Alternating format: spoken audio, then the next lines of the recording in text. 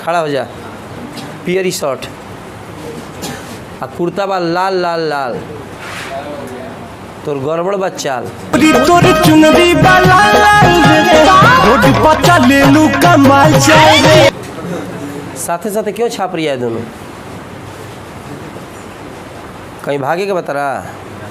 कोनो को फोन आइल हो कि स्वामी तुरंत निकल? ऐसे कोनो बात बा? तो नस काहे कटल है? करे पियरी नस काहे कटा है?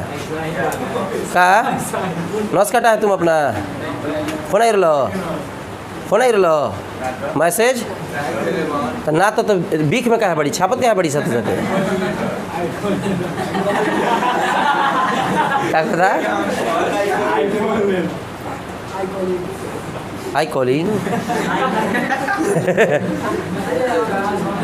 बैठे सन बैठे सन, बैठ बैठ। अघाई जाता रही दिन प्रतिदिन, देखा तो इन तरह गधा कहीं का पढ़ाई नहीं लिखाई नहीं कुछ ना करी है, वहीं सीधे सीधे गाना गावे। तब सट के टिकुलिया आवे जो लुलिया हाँ गधा कहीं का। आ पढ़ के जो बैठल भी है स्कूलिया गोरी सट की टिकुलिया पढ़े जब जानू स्कूलिया। चल जो